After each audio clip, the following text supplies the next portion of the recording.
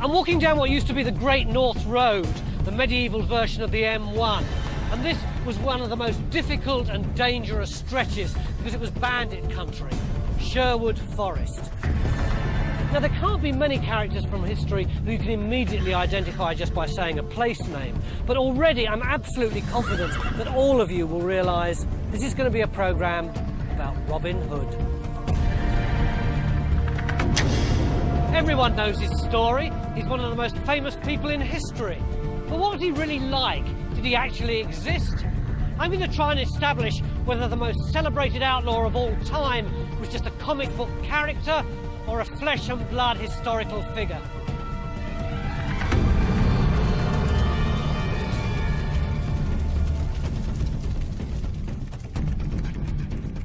I've always had a fascination with Robin, so this is something of a personal quest. We all feel we know the famous outlaw, but he comes in a host of shapes and sizes. The pictures of him we've all had since childhood may be a long way from the real truth. In the Dictionary of National Biography, Robin Hood is the only figure who didn't exist. He certainly robbed from the rich, but he never got round to giving to the poor. 1,000 men could not find an outlaw if he didn't want to be found in Sherwood Forest. Some years ago, I wrote a children's series called Maid Marian and Her Merry Men. It parodied the Robin stories we all know from TV and the movies. So, who'd have thought it? Robin Hood and his team of mastermind finalists. But what we think of as traditional isn't. Our modern Robin story is the product of centuries of change and evolution. The Robin we know today is Robin of Locksley, who returns from the Crusades to find his lands have been stolen by evil Prince John and his henchman, the Sheriff of Nottingham. It's Master Robin. He flees to the Greenwood and fights on with his merry men, stealing from the rich to give to the poor. You two go round by the far bank and we'll meet up at the log bridge. Right. He marries his sweetheart Maid Marian and gets his lands back only when King Richard the Lionheart returns from the Holy Land. It's a great story, but a red herring as far as tracking down a real Robin goes. If we want a flesh and blood Robin, then we're going to have to look for the original Robin stories in their earliest versions. The earliest Robin stories were ballads handed down by word of mouth. We know they were around in 1377.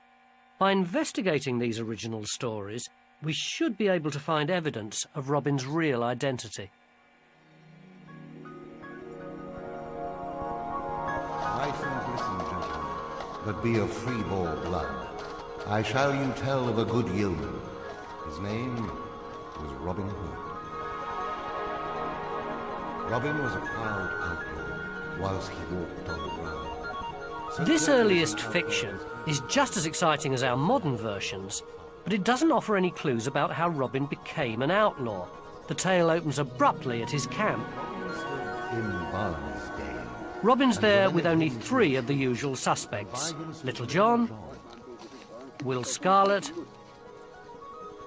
and Much the Miller's son. They're preparing a meal. Robin's hungry, but he won't eat until he has a guest. He sends his men off to lie in wait by the Great North Road and catch a fellow diner. They don't have to wait long before they waylay a threadbare knight. Of course, it's a racket. Robin offers the knight his hospitality, and then, once he's eaten, tells him he's got to pay for his meal. But it emerges the knight's penniless. His son has killed a man. In order to pay a heavy fine, the knight's taken on a vast loan from the monks at St. Mary's in York. Unless he repays the debt tomorrow, he stands to lose everything he owns. Because the knight's been honest, Robin sends him on his way with £400 to pay the debt, trusting that the Virgin Mary will pay him back. On top of that, he gives the knight a new set of clothes and a good horse. and sends little John to accompany him to York as a valet. When you read the ballad, you start to notice that it's very different from the version we know today. Robin here isn't a nobleman, he and the outlaws are yeomen, low-born freemen. But most obvious is the setting. It's not Sherwood Forest. This is where the poem's set, in the forests traditionally known as Barnsdale in South Yorkshire. Yes, Robin Hood was a Yorkshireman. People perhaps would be surprised that Robin Hood's a Yorkshireman, but it depends on the background. Historians have known this for a good few years. The problem is that other outlaws, perhaps living down round Nottingham in Sherwood Forest, their stories would be amalgamated with the original ballads, which do come from this area. And the fact that Nottingham is a much better known place than Wentbridge or Barnsdale, which most people, to be frank, have never heard of outside the area, would help the Nottingham connection. The ballad's very specific about the area. This track is the remnant of the Great North Road as it dipped down into Barnsdale to cross the River Went at Wentbridge. Today, the A1 bypasses Wentbridge half a mile to the east, and it's where the viaduct is now that the merry men laid their ambush. This is the spot where Little John and Will Scarlet lie in wait for the night in the poem. Robin sends them to sail, to spy on Wentbridge. You can see just beyond those white buildings the road snaking down into Wentbridge from the other side of the valley. The writer knew this place. He knew it was the perfect lookout point. It may surprise some people to hear the Robin Hood stories coming from here and not from Sherwood, but 6 centuries ago it wouldn't have raised an eyebrow. The phrase Robin Hood in Barnsdale stood was a legal saying, meaning that something was a well-established fact. And a couple of miles down the A1 from Wentbridge, there's further proof of Yorkshire's claims. This is Robin Hood's Well near Skelbrook. Or rather, it's the cover that the 18th century architect Vanbrugh designed for it. The landmark's been moved to make way for the dual carriageway, but for centuries people have stopped here to celebrate Robin Hood.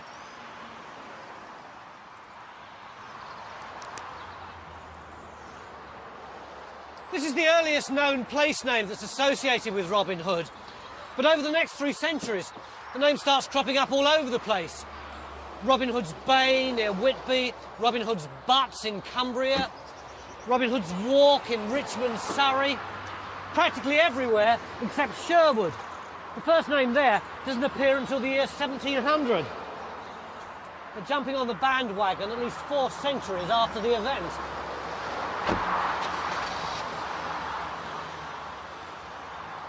So we've got tales set in Barnsdale, not Sherwood.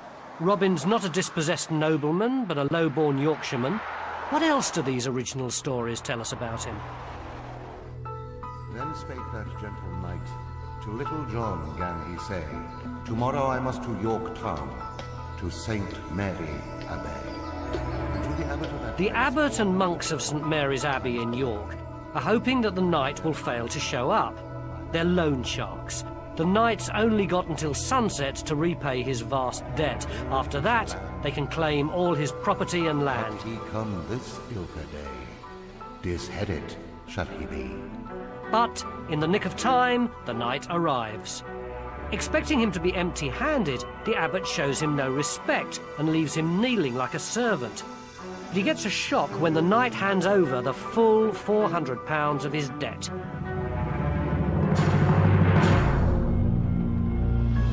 It seems as though everything's square, but there's a twist.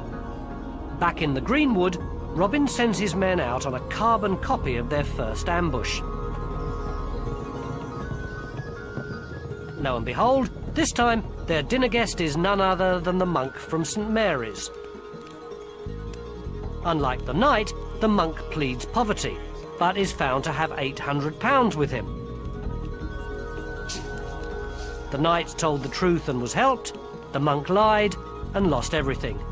Justice prevails, and Robin doubles his money. But there's no mention of giving to the poor. Our heroes are just a bunch of highway robbers. Can you imagine any Yorkshireman robbing the rich to give to the poor? He almost certainly robbed the rich and kept it. That was a product of a much later version. The Robin of the ballads is a bit of a thug. In one poem, he kills a man, puts the head on his bow staff and mutilates the face. The original Robin Hood is a pretty vicious character. But then again, in the Middle Ages, when people were being entertained by the early ballads and stories of Robin Hood, they would expect to find a vicious character as their hero, because in those days, everyone was used to living a pretty hard life. So just because somebody went around lopping people's heads off, stealing from people, as long as he went around killing the people they didn't like, it didn't really matter how he did it. But why does Robin pick on men of the cloth in particular? St Mary's really exists. It's here in York. But don't be fooled by these romantic ruins. It was more than just a religious institution. York was the second most powerful political centre in the country, and the monks who ran abbeys like these were politicians and captains of industry, as well as being in charge of the spiritual welfare of the country. The abbeys of northern England controlled the wool trade. The money was supposed to be a means to an end, supporting a life of prayer, but wealth had led to sleaze. In Robin's day, religious communities were notorious for their greed, lax morals, and hypocritical lifestyle. Conversely, Robin's portrayed as fair and truly religious. He may be a criminal, but his rough justice restores true values. When Robin mugged the monk from St Mary's, a great cheer would have gone up. This ordinary bloke Robin was striking a blow for justice and true religion. Everyone knew the system was rotten. Only an outlaw would have dared do anything about it. So far, this original version of the Robin stories has given us a good general picture of the sort of hard-bitten character we're looking for. But we'll be getting more clues about his actual identity when he comes face to face with his arch-enemy, the Sheriff of Nottingham. To find the facts about the real Robin Hood, we've been looking at the earliest fictional versions of his legend. These medieval tales explode the myth of a penniless nobleman in Sherwood in favour of a much tougher out-and-out criminal based in Yorkshire. But the stories in these ancient texts also contain evidence pointing us to a real flesh-and-blood historical Robin. Little John and Good Skatelock were archers good and free. Robin and his men are brilliant archers. The Sheriff of Nottingham organises a competition to trap These them. archers fair and good. Despite wearing their hoods, the Sheriff knows that whoever splits the wand to win must be an outlaw. They cried out on Robin Hood, and great horns gan they blow. Woe worth thee treason, said Robin. Full evil thou art. Of course, he never succeeds. The outlaws always escape in the nick of time. There's chases, fights, escapes from prison, and then the feud with the sheriff climaxes in a showdown.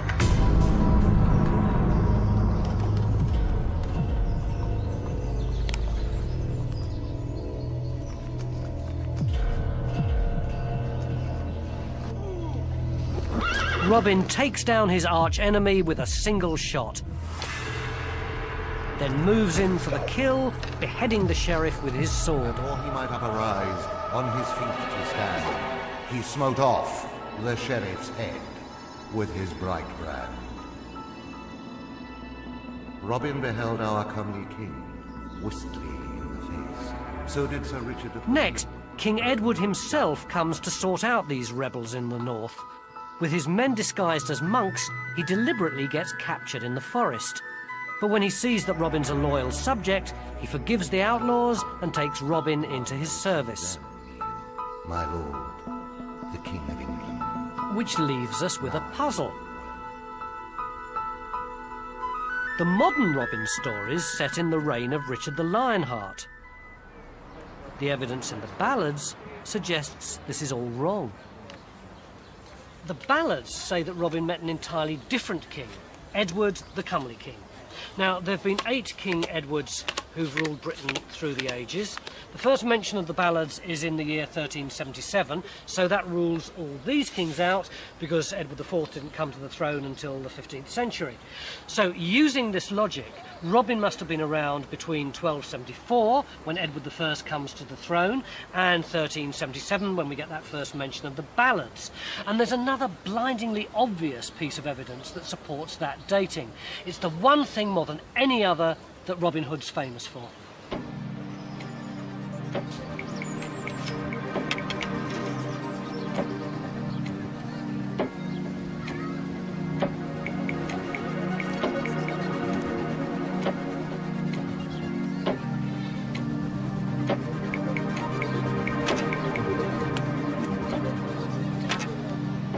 It's the rise of the bow, the longbow as they call it nowadays. It began to take off 12th, 13th century. That's when it's got to have permeated through the villages and through the towns and begun to become ingrained into our communities and become basically a common man's religion for sport. In Richard the Lionheart's reign, the bow was a minority weapon. There was no cult of the longbowman. Edward I, II and III made the bow a key part of their military strategy. Archery was compulsory for every able-bodied male, and so being a great archer was like being a football star today. If you got the eye and the strength and you could do the business with the bow, you were really one of the best in the community. Robin the crack marksman could only be a product of this culture in the early 14th century, and closer examination of the ballads leads us to an exact date. Historians have looked closely at the lives of the 3 Edwards who are potential candidates to be our comely king, and they've come to the conclusion that only one of them could possibly have come face to face with an outlaw in this area. In the year 1323, Edward II went on a tour of the north, ending in Nottingham, because of a political crisis that started here, at Pontefract Castle.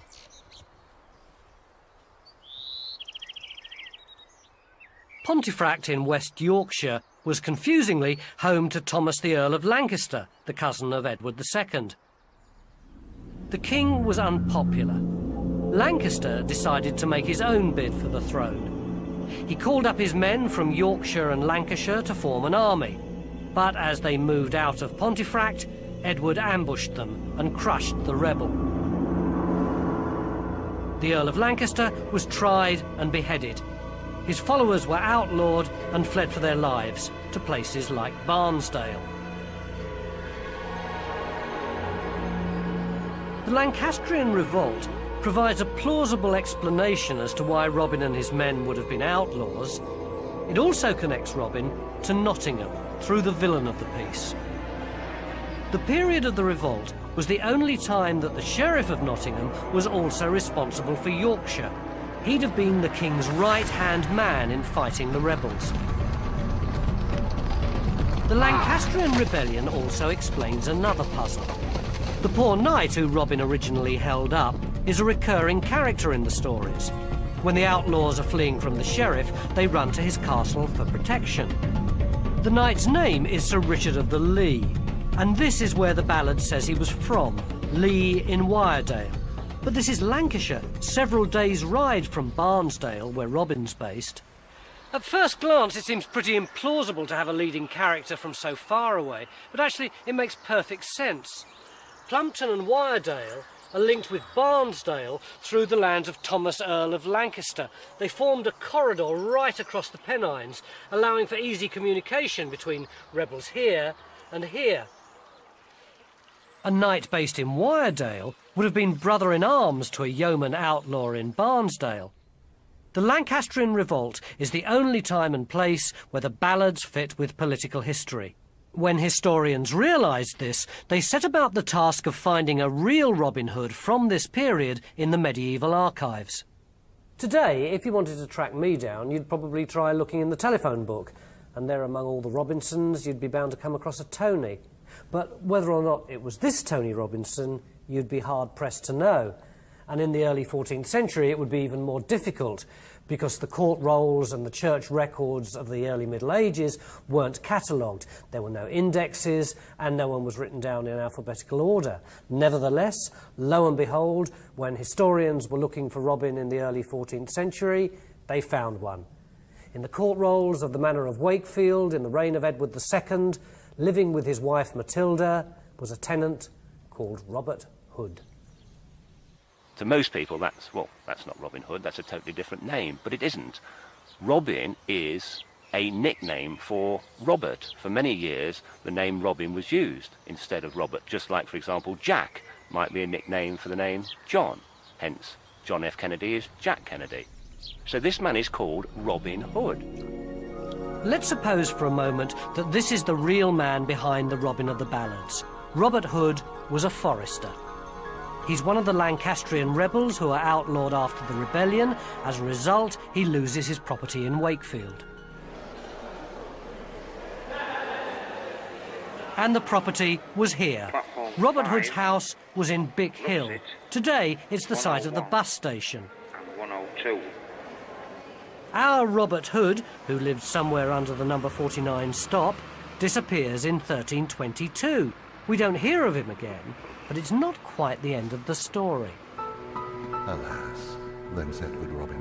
The "My ballad wealth is says worth Robin was taken into the king's service, but after 15 months he was so depressed that he left to return to his former life. Alas, and well away. If I dwell longer with the king, sorrow will me slay." The record tells us that a year after the Lancastrian revolt, there was still political unrest. The king set off on a tour of the north, offering an amnesty to the outlaws, some of whom he took into his own ranks. Enter our second candidate. This is Robin Hood, a valet de chambre, a bodyguard, who appears on the payroll at Edward II's court in 1323, but the following year takes a lump sum of 5 shillings because he can no longer work. When you compare the stories with the history, the parallels are striking. Let's recap. The ballad tells us that the king forgave Robin Hood of his crimes, that Robin went to work for him, but he left the king's service a year or so later because he felt fed up and depressed.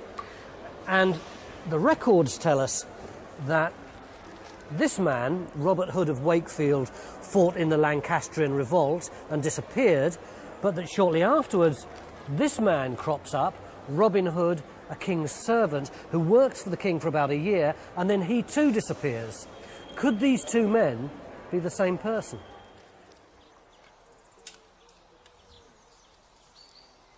Our Robert Hood of Wakefield was a forester. He'd have been well equipped for life as an outlaw in the forests of Barnesdale. At Papelwick Church in Sherwood, there's a medieval forester's grave that gives us an idea of the essential forester's kit. There's a bow and arrow, of course, and this, a sort of shoulder strap with a horn hanging from it, is, I have to tell you, a baldric. But living out in the forests required more than this. Near the church, I learnt just how tough life on the run could be. At the cave known as Robin Hood's stable, I met a man who's made a point of surviving in the forest using only the tools of the Middle Ages. What were the biggest problems? The rain one night. It rained very, very heavily one night. I resolved it by actually getting into an oak tree and sleeping inside the oak tree, not far from here. What equipment have you got? The basic equipment. You have to carry your home on your back, really. This is a flask, because water is very hard to find. This is a cup made from an ox horn, a blanket for wrapping yourself up in at night, an antler for digging a hole to go to the toilet in, and toilet paper hangs on the trees, an axe for making a woodland shelter, and in here, necessities and a few little luxuries, some eating utensils, some salt, some flour, just a basic kit. In terms of weapons, a yew-bow, simple yew-bow in a hunting case. These are hunting arrows, a knife to eat with, a knife to kill people with. So you've got a hunting horn there? It is. It's very important to maintain communications in the forest. This was the medieval equivalent of Robin Hood's mobile phone. So Might Robin Hood really have gone da-da-da-da-da-da-da? You could try.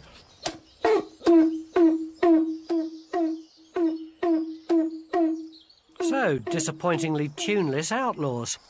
And there's one more surprise in store if you're still clinging to the image of the merry men living out in the greenwood. They probably went home in winter. This place is particularly inhospitable in bad weather. You can imagine what it's like in January. You would die if you stayed out overnight here in January. And so they almost certainly went home. So, we have a plausible if surprising candidate for our real Robin Hood. A yeoman Yorkshireman living as an outlaw during the summer and sneaking back to his home with his wife Matilda here in Wakefield in the winter. But every outlaw needs his gang. Next, we have to find the real merry men. By matching the clues in the earliest stories of Robin Hood with historical records, we found a candidate for the real Robin Hood, Robert Hood, who lived in Wakefield until 1322 when he fled to the forests of Barnesdale.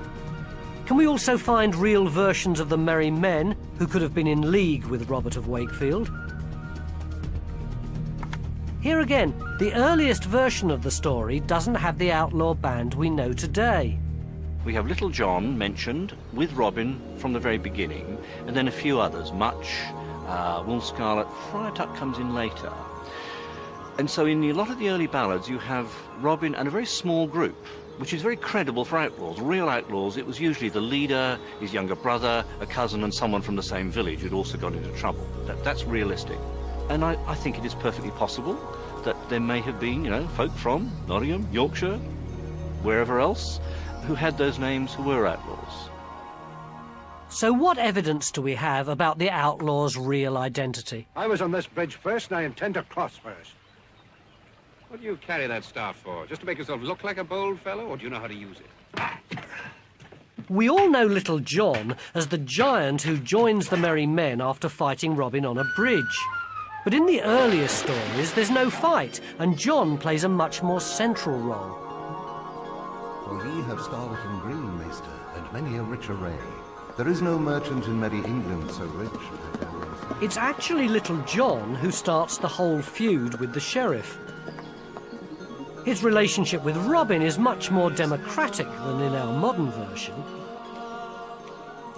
Little John isn't afraid of telling Robin what to do. And look well meet that it be. Little John took none other measure but his own. The tourist tradition about Little John is that he's buried in Hathersage in Derbyshire, so people assume he came from there. But the ballads say he comes from Holderness near Beverley in Humberside, and Little John is just an alias. His real name is Reynold Greenleaf. Sir, I was born, I wis all of my day. Men call me Reynold Greenleaf, when I am. We've got records from 1318 and 1323 of John the Little being charged with crimes in Wakefield and Beverley. It could be that Little John was already a criminal who joined Robert Hood of Wakefield in Barnesdale after the Lancastrian revolt.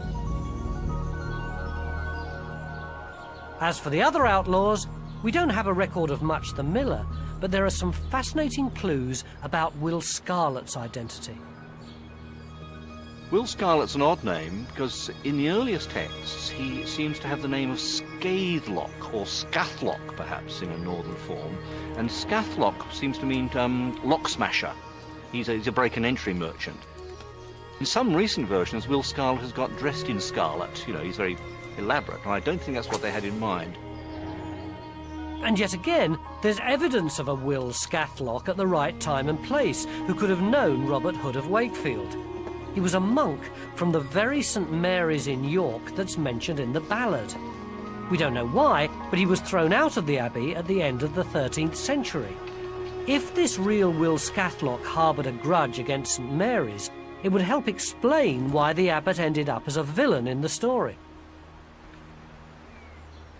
Then we come to some really disappointing news. Robin Hood may have had a wife, but it wasn't Maid Marian. The early versions of the story don't have any love interest in them at all. Marian comes into the tradition in a completely different way.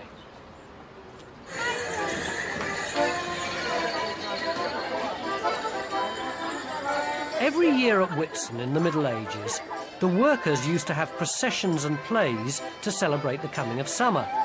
We still have the remnants of this tradition preserved in Morris dancing and mummers' plays. Robin was one of the main characters in these revels, which were riotous and disruptive. I can see he likes food. Among the other characters, there was a Marion too, and over time she became Robin's partner.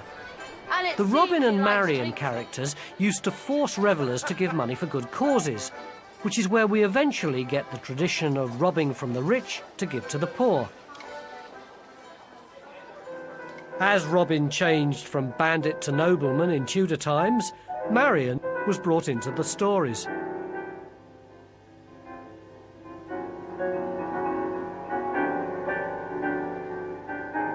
Marion appears in full form when Robin becomes gentrified. When Robin is a lord, yes, of a lady, and she appears in 1598-99 in Anthony Munday's play, The Downfall of Robert Earl of Huntingdon, and the second one, The Death of Robert Earl of Huntingdon. But even here there's a link. In the play, she assumes the name Marion as an alias to conceal her real name, Matilda. Interestingly, Robert Hood of Wakefield, his wife, Matilda, is recorded as having fled with him into the forest to join him in the struggle. Now, that is what Maid Marian is supposed to do in the popular legend of Robin Hood. So Robert Hood of Wakefield's wife, Matilda, matches very much the Maid Marian profile. Marion's a later addition. There's only one woman recorded in the early stories. She was a nun, and she'd be Robin's nemesis.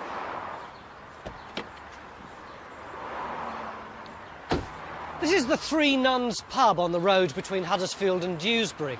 There's been a hostelry here for over 700 years, and it gets its name from the shenanigans that were rumoured to be going on between the guests and three of the local nuns from nearby Kirklees Priory.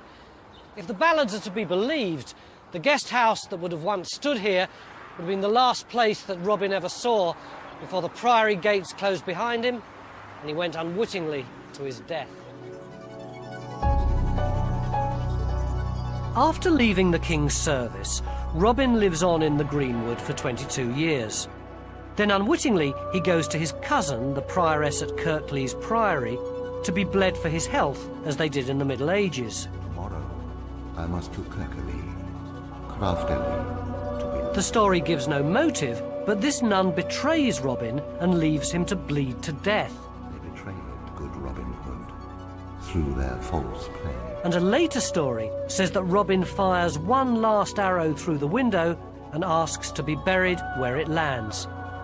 Christ have mercy on his soul that died on the rood, for he was a good outlaw and did poor men. Kirklees Priory was dismantled by Henry VIII as part of his dissolution of the monasteries. The only sign of the actual priory today are the odd stone and bumps in the ground. The guest house where Robin is said to have died still stands. Although there's no record of how Robert Hood of Wakefield died, it's possible that he was the person who was killed here. Kirklees is only 10 miles from Wakefield, where Robert Hood lived, and the relevant dates link the original stories with historical fact. The ballads tell us that Robin Hood was killed by a relative who ran the priory here 22 years after leaving the King's service. Dating from the time of Edward II's visit, that would be about 1346 or 7. And the records tell us that in 1346, the prioress here was Elizabeth de Stanton, none other than the cousin of Matilda, Robert Hood's wife. This is the room in which Robin is said to have died. The spot marking his grave's up there, but the business about the arrow can't be right. It's 650 yards away and uphill, almost twice the longbow range for a skilled archer. It's generally accepted that Robin being buried where his arrow lands is a piece of poetic elaboration round the original simple story of his death. The site of Robin's grave at Kirklees has been a place of pilgrimage for centuries, but if you expect a nice simple ending, you're going to be disappointed.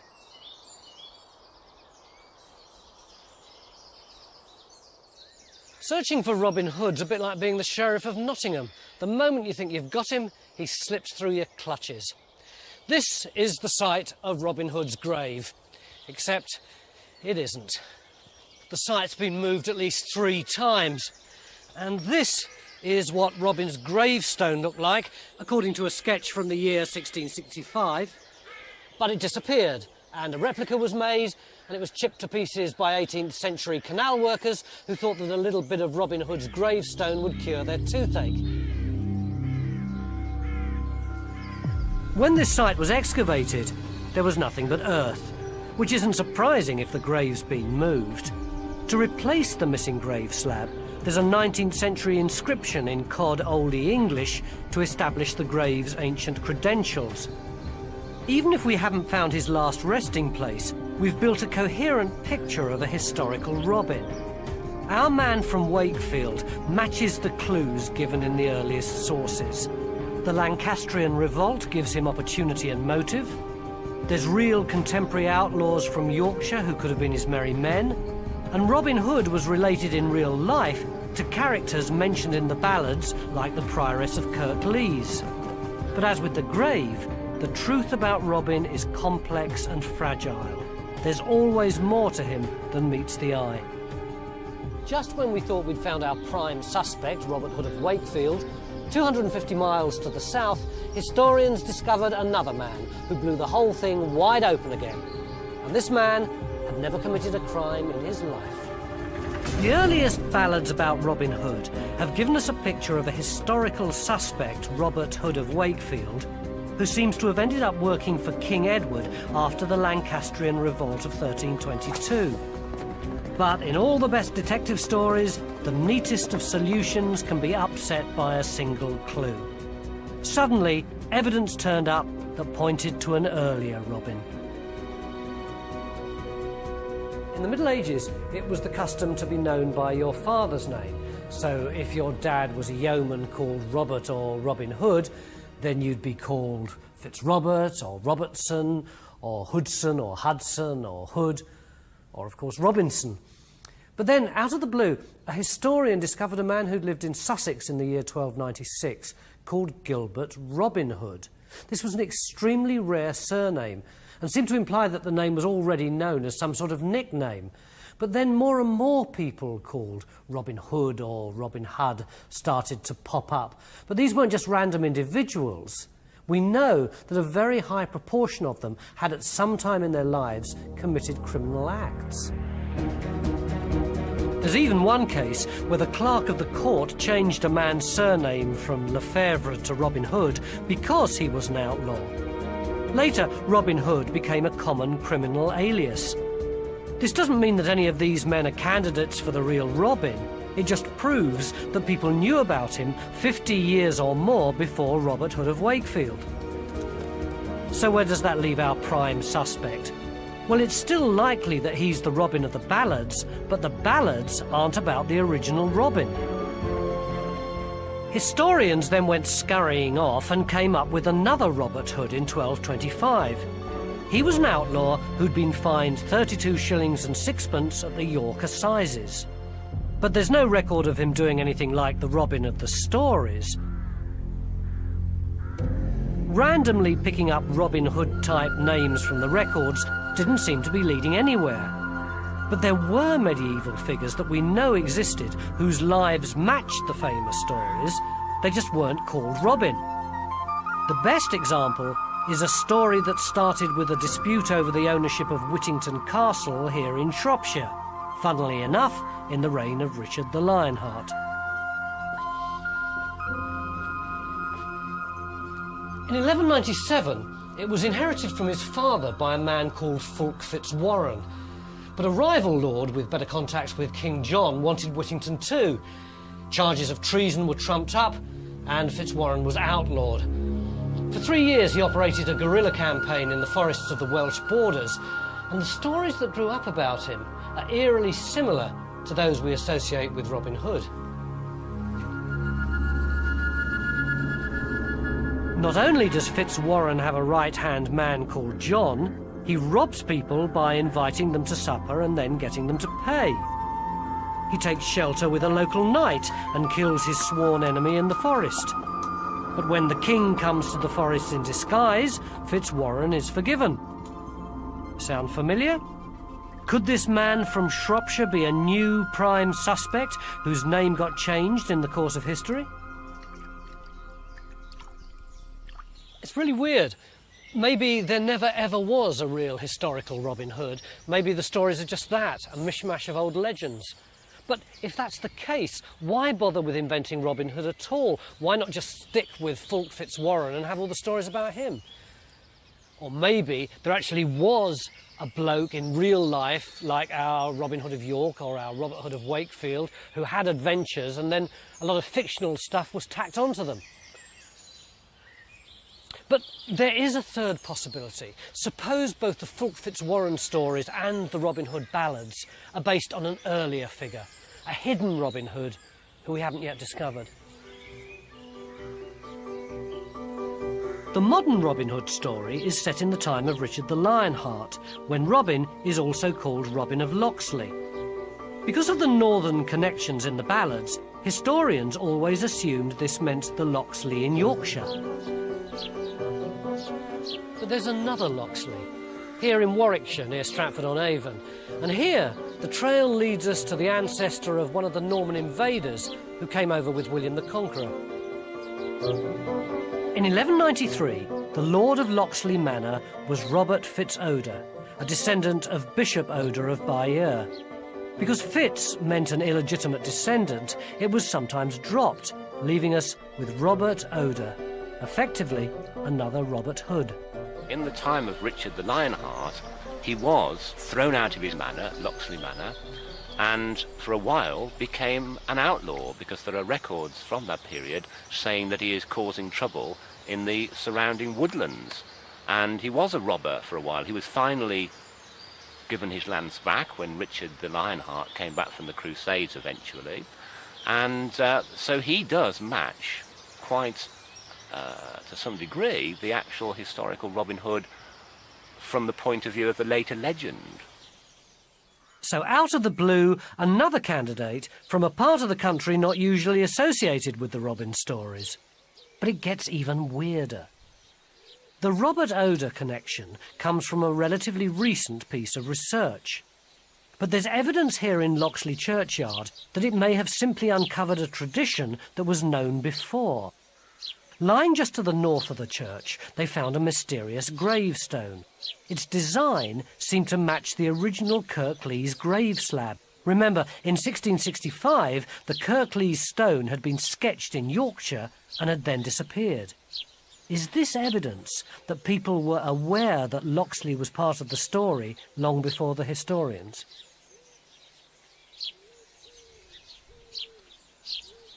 This is the gravestone. It seems to me there's three possibilities. Either the whole thing's just a coincidence, but that seems unlikely given how similar the original drawing is to what we've got here. The pattern's the same and the dimensions are so similar.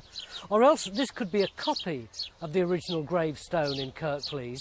Or else maybe, just maybe, this is the original Kirklees gravestone, which was brought here by someone who believed that this was the real last resting place of Robin Hood.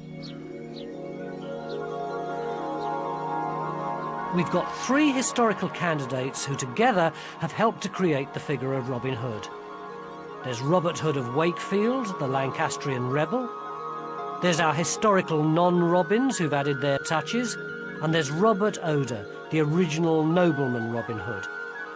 But there's another angle to the story. And for that, we have to return to Sherwood Forest. Not the usual tourist trail this time. The clues lie in Southwell Minster.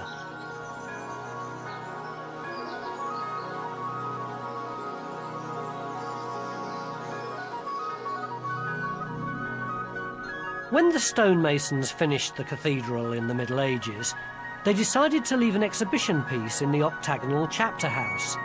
The highest form of the stonemason's art was to carve leaves in stone that had the lightness and delicacy of nature. And interwoven into the fabric of this Christian meeting house is the ancient pagan spirit of the Greenwoods, the so-called Green Man.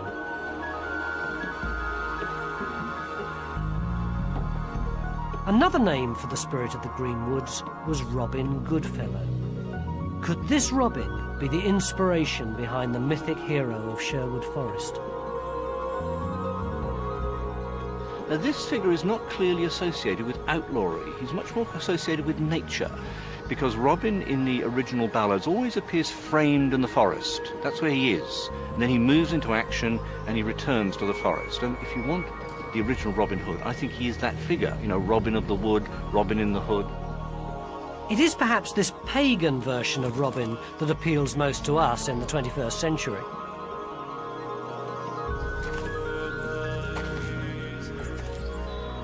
Robin Hood type stories, I think, have been with us since probably the end of the last ice age, about 35,000 years ago.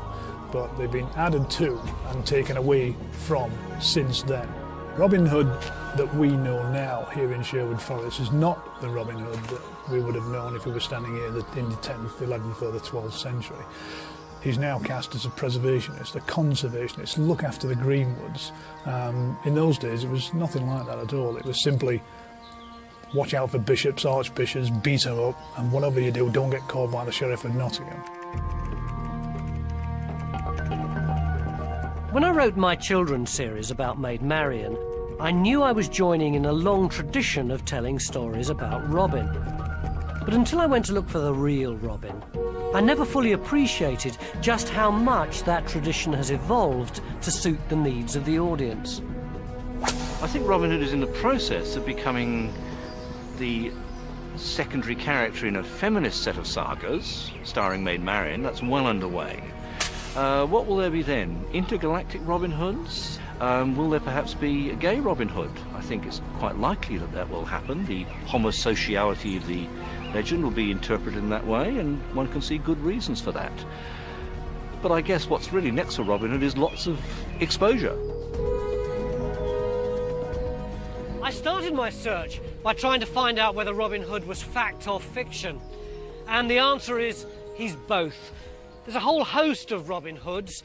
There's the mysterious man from Locksley, the Lancastrian revolutionary, the petty criminal, the king's servant, not to mention the countless medieval outlaws who took on his name as an alias in order to try and protect their anonymity. They all lived and breathed. They were all fact. But it took a fiction to make the story great, a legend that could touch us more profoundly than the simple story of one human being ever could. And whether that legend is about the spirit of the greenwood, or the nature of being a hero, or the struggle of the common man, they all create for us a Robin who's fair, brave, heroic, and just human enough for us to be able to believe that in a fairer world, we too might be Robin Hood.